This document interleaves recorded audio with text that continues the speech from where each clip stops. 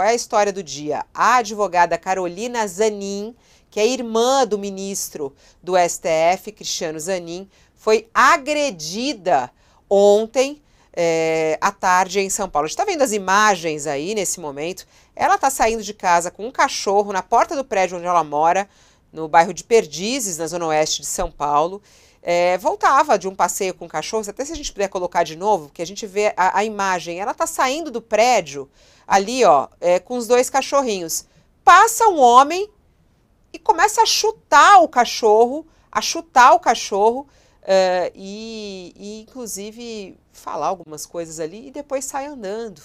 Ela foi agredida por esse homem na calçada, a gente ainda não tem informações sobre a identidade dele, as imagens mostram que ele também chutou os animais, não foi identificado pela polícia. A advogada fez um boletim de ocorrência, o caso foi registrado como lesão corporal e abuso a animais. O que é isso, hein, ô Josias? O que significa isso? Será que o ataque tem a ver com Cristiano Zanin? A gente não sabe ainda, não é possível relacionar, mas é algo muito grave. Olha o tipo de violência. É grave e precisa ser apurado, né, Fabíola? Eu me lembro que o próprio Zanin, antes de vestir toga, ele foi agredido. Foi reconhecido, estava no banheiro de um aeroporto, foi reconhecido e agredido por um sujeito, um bolsonarista. E o que fez o Zanin, a meu juízo, muito adequadamente, porque há pessoas que têm uma propensão para contemporizar com esse tipo de episódio. O Zanin prestou queixa, abriu-se um inquérito, o sujeito foi identificado e está agora pagando pelas ofensas que proferiu. Neste caso, é ainda mais grave se tiver vinculação com a atuação do irmão. Porque o que tem a ver a irmã do Zanin com a atuação do agora ministro do Supremo? Nada. Então, seria ainda mais grave se tivesse vinculação. Mas ainda que não tenha, Fabiola, é essencial que esse episódio seja investigado e que esse personagem, que é um personagem de uma incivilidade atroz, né? O sujeito que comete uma agressão como essa que esse personagem cometeu, ele precisa ser responsabilizado, né? Então, independentemente do fato de ter ou não vinculação, Fabiola, com a atuação do irmão da agredida, é preciso que o episódio seja esclarecido e que, de um modo ou de outro, este agressor seja responsabilizado pelos seus atos, né? Não se pode contemporizar com esse tipo de incivilidade, Fabiola. Sei, Sakamoto. Será que tem alguma relação com o Zanin? Eles vão investigar, ela fez o boletim de ocorrência, tem que identificar quem é esse homem, mas a violência em si, só por ela, sem relacionar com o Zanin, já é de extrema gravidade, o que mostra o nível de violência que a gente vive, né? O Sakamoto mesmo já foi vítima de agressão na rua, e é algo que você fala, não é possível, né? Que essa questão do ódio e da violência, ela se dê desta maneira na nossa cidade. São Paulo, nesse momento. Não tenho dúvida nenhuma, Fabiola. Tipo, um ato como esse é um ato bizarro, né? É um ato que precisa ser investigado, é um ato que a pessoa precisa ser punida, né? Esse homem de bem que aparece esse representante dos homens de bem que aparece chutando cachorro, chutando a irmã do Zanin, né? Ele merece, claro, merece uma investigação, ele merece punição, né? Para mostrar que certas coisas não podem, que a gente precisa devolver o ódio para dentro da casinha. Olha o nível, né, do que está acontecendo. Dito isso, eu acho que não tem nada a ver com o fato dela ser irmã do Zanin, né? Ela não é uma figura pública a esse ponto, né? Ela não é uma figura conhecida, né? Ela não é. Eu acho que coincidentemente, é claro, a investigação vai apontar, mas acho que coincidentemente ela era irmã do Zanin. Né? Assim como coincidentemente irmãos, pais, parentes, primos, né, de muitos políticos, de juízes, ministros do Supremo, tudo isso mais, são atacados. O Zanin foi atacado no banheiro do aeroporto porque é o Zanin, é uma figura pública. Ela não. Né? E outra, além do mais, o que tudo indica, né, a pessoa está passando por lá, o criminoso está passando por lá, o cachorro ataca, tipo, late, né, nem atacou, latiu para ele e ele retornou. Né? E aí ele pirou, foi violento, foi agressivo, tipo, bateu nos animais, tentou bater nela e fez tudo aquilo. Só que eu acredito que não tem uma relação direta. Inclusive, esse ato, ao que tudo indica, foi fortuito. Eu não imagino que ele estava escondido atrás de um arbusto esperando ela aparecer, né? Pelo que tudo indica, ele estava andando e aí ele destilou o ódio dele, que poderia ser o irmão dela, como poderia ser a irmã, ou esposa, ou filha, ou mãe de qualquer pessoa, né? Agora, o fato de que eu achar que não tem relação nenhuma com o Zanin, mas nenhuma, não tira a gravidade dessa pessoa precisar responder à justiça. Está indo por uma linha correta esse relatório final? É obra do bolsonarismo, o 8 de janeiro, Sakamoto? Então, Fabiola, essa frase é uma frase forte da senadora Elisiane Gama, mas é uma frase que tem um conteúdo tão novo quanto o céu é azul, a água é molhada ou a ladeira é íngreme, sabe? Aquela massa que estava presente no 8 de janeiro tinha orgulho de se mostrar bolsonarista, sabe? Os policiais e os militares que fizeram corpo mole no 8 de janeiro tinham orgulho de se mostrar bolsonarista. Jair Bolsonaro, durante meses, fomentou um ato golpista, né? Então, o que acontece? A senadora reforça o óbvio ao dizer que o bolsonarismo é o responsável pelo 8 de janeiro, né? A questão olhar pelo outro lado. Bem, essa CPMI nasce, né, do direito da minoria de poder implementar, colocar uma CPMI em curso, mas com uma premissa aterradora. Eles queriam vender uma narrativa que era comum no Bolsoverso, o universo paralelo em que vive o bolsonarismo radical, de que, como colocou o Josias, o 8 de janeiro foi fruto de um autogolpe por parte de Lula e do PT, e dos governistas, com o conluio da imprensa, de cavaleiros templários, de chineses marcianos, de bilionários pedófilos e outras variações da loucura bolsonarista. Então, o que aconteceu? Eles venderam durante um bom tempo, né? E queriam vender, utilizar a CPI para quê? Para sair das cordas. No pós-8 de janeiro, o bolsonarismo entrou nas cordas, por quê? Porque estava sendo acusado, né, do óbvio, né? E eles queriam usar a CPMI exatamente para sair das cordas. E é isso que eles fizeram, eles tentaram vender. Só que é claro que o grosso da população não ia mudar de opinião por conta do que eles estavam, dessa versão vendida pelo bolsonarismo. Por quê? Porque a CPMI era o último vagão de uma composição de um trem muito longo, em que tinha outros vagões, como a própria CPI da Câmara Distrital do Distrito Federal, que estava mais avançada que a CPMI dos atos golpistas do Congresso Nacional e, principalmente, o processo de investigação tocado pela Polícia Federal e supervisionado por Alexandre de Moraes no Supremo Tribunal Federal. Então, o que acontece? A Polícia Federal e o STF é a locomotiva, o primeiro vagão. Eles estão produzindo as novidades. Depois a CPI do Distrito Federal estava já absorvendo isso, e chamando e convocando. E depois vinha a CPMI dos atos golpistas, que ficou o quê? Que ficou sempre a reboque. Óbvio que ela produzia chamadas, produzia manchetes, produzia notícia. Afinal de contas, são deputados e senadores que estão sentados discutindo esse assunto, mas não trouxeram novidades. Não só não trouxeram novidades, como toda vez em que o bolsonarismo falava mais alto ou fazia alguma gracinha, como foi, vamos lembrar, Silvinei Vasquez, diretor da Polícia Rodoviária Federal, foi na CPMI dos atos golpistas, né? E junto com o bolsonarismo fez um show de horror, lá um stand-up comedy na situação. O que aconteceu? Logo na sequência, aprofunda-se a própria investigação sobre sobre o diretor da PRF na Polícia Federal, e logo depois ele vai preso, né, no meio dessas investigações. Então, o que acontece? A própria Polícia Federal e o STF, eu não sei se foi consentemente ou não, mas o avanço dessas investigações acabou por podar a tentativa bolsonarista de vender essa realidade paralela na CPMI. Então, o que acontece? Mas, no final das contas, Fabíola, para concluir, para que serviu a CPMI? Porque para mudar a opinião do grosso da população não serviu. Né? Serviu para manter, junto ao bolsonarismo raiz, ao bolsonarismo mais radical, a sua parcela de fidelidade junto a um Bolsonaro que está sendo atacado por questões de joias, por questão de golpe, por questão de uma série de crimes que cometeu durante seu mandato e antes do mandato.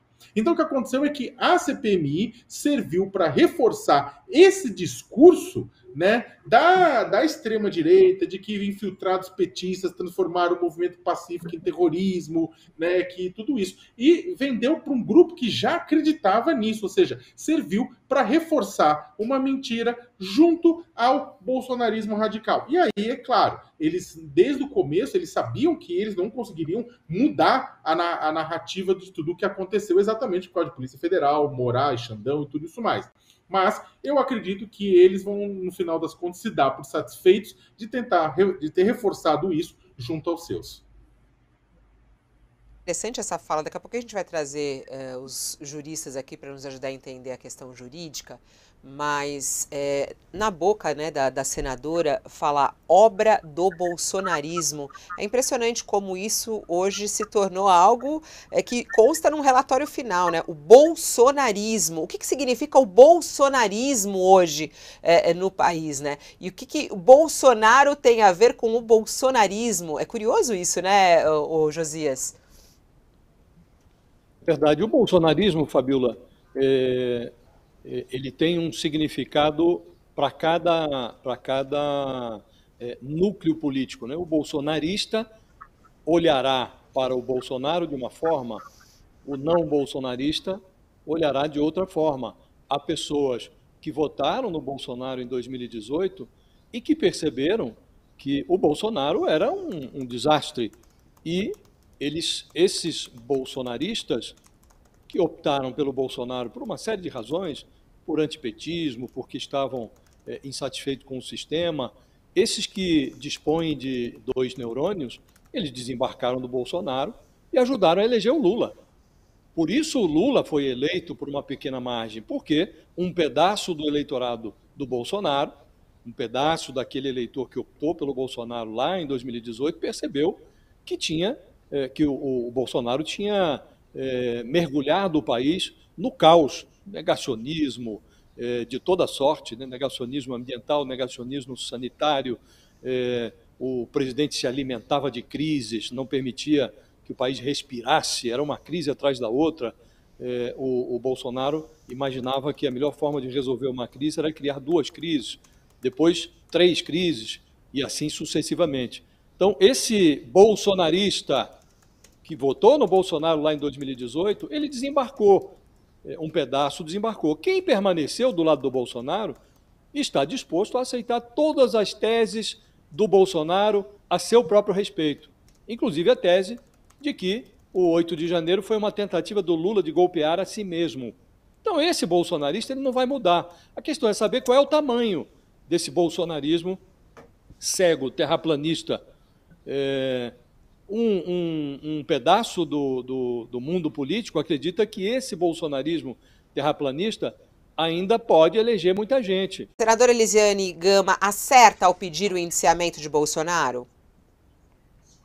Olha, eu estava aqui acompanhando o debate de vocês e eu acho que a gente tem que ter em mente que este relatório tem um grande mérito de ser um documento oficial, o primeiro documento oficial produzido pelas instituições brasileiras após esses 4 anos de governo Jair Bolsonaro, onde é feito um raio-x da degradação democrática promovida pelo governo. E contextualiza os atos do 8 de janeiro enquanto um projeto de degradação que foi implementado desde o primeiro dia de governo Bolsonaro. Isso não é pouca coisa, né? A gente ainda não tem, desde uma perspectiva das instituições políticas, jurídicas, um documento que faça essa relação, faça essa afirmação e correlacione diversos fatos até se chegar aos episódios criminosos do 8 de janeiro. Isso é importante porque nós tivemos, nesses 4 anos de governo Bolsonaro, um tipo de bloqueio a qualquer tipo de investigação e responsabilização. Nós tivemos a muito custo a CPI da pandemia de Covid, mas quaisquer outras investigações sobre os atos do governo Bolsonaro ficaram bloqueadas pelas instâncias responsáveis. Então, é muito simbólico que esse primeiro documento oficial saia da CPMI e saia também com, querendo ou não, uma iniciativa que veio dos próprios aliados ali do governo Bolsonaro para tentar criar essa narrativa terraplanista, como disse o Josias, de que seria o próprio governo Lula que estaria tentando aplicar um golpe em si mesmo. Então, há uma relevância no registro, como disse a senadora, da memória e da verdade do que foram esses 4 anos, com uma grande compilação de fatos que a gente ainda não tem em nenhum outro caso. O segundo ponto importante é de que esta é uma CPI que tramita paralelamente a inquéritos no Supremo Tribunal Federal e que, portanto, ela se aproveitou das investigações que foram publicizadas e ela também alimenta o curso dessas investigações. De fato, como a gente já tem inquéritos em andamento, é possível que essas provas sejam duplicadas, né? De que a gente não tenha nenhuma grande descoberta feita pela CPMI. Porém, desses inquéritos que estão em andamento na Polícia Federal, sob supervisão da Procuradoria-Geral da República e do Supremo Tribunal Federal, nós ainda não tivemos uma concatenação de fatos e autoridades responsáveis pelo 8 de janeiro. Nós sabemos que há financiadores investigados, nós sabemos que há deputados instigadores investigados, nós sabemos que Bolsonaro foi chamado a depor, nós sabemos que Anderson Torres foi preso, que Ibanez Rocha teve uma certa responsabilidade ali logo após o 8 de janeiro, mas é agora o relatório da CPMI que descreve uma participação pormenorizada, de maneira pública, de que essas autoridades tiveram em relação aos atos do 8 de janeiro. Este ainda não é o estágio dos inquéritos, ao menos não publicamente, em que a gente possa conhecer o envolvimento dessa cúpula. E não é pouca coisa a gente ter um relatório que, de fato, indique presidente, vice-presidente, cúpula da inteligência, uma série de militares envolvidos num plano de degradação democrática brasileira. Então, eu vejo este relatório como um documento histórico bastante relevante e que pode, sim, ajudar não só a esclarecer a população sobre o envolvimento dessas autoridades e, eventualmente, ajudar a inteligibilidade desses inquéritos que estão no Supremo Tribunal Federal, mas que ainda não foram tornados públicos e onde não há indiciamentos formais de nenhuma dessas autoridades que foram listadas aqui nesse relatório da CPMI. O professor Mairovich, muita gente perguntando aqui, isso abre o caminho então para a prisão de Bolsonaro? Porque o indiciamento indica que há indícios, né, da autoria do crime. O crime do 8 de janeiro, qual é a gravidade do crime do 8 de janeiro? Isso pode realmente ser um caminho para a possível prisão de Bolsonaro, que é tão perguntada aqui pela nossa audiência, professor Mairovich? Olha, nós estamos então em sede de prisão cautelar, se existe essa possibilidade. A prisão cautelar ela é baseada na necessidade. Se o ato foi grave ou não foi, no caso evidentemente foi, isso tem um peso muito menor, porque a prisão cautelar é para evitar fuga, para garantia da ordem pública, não tem nada a ver com a culpabilidade, que é outra coisa. Então, no momento, pelo que existe, o Bolsonaro está tentando fugir, está tentando impedir apurações de provas, até o momento não, ele está simplesmente exercitando o direito do esperneio, está esperneando e as provas e a água está chegando na narina dele, finalmente. Mas não vejo elementos para uma prisão cautelar preventiva, no momento. É isso. Professor Walter Mairovich, professora Heloísa Martins, quer falar sobre essa possibilidade de prisão? Professora Heloísa. Concordo com o professor Walter, a gente teria que ter provas de que Bolsonaro estaria atrapalhando as investigações para que surgisse uma possibilidade de prisão cautelar. E isso está fora do cenário por enquanto. Qual?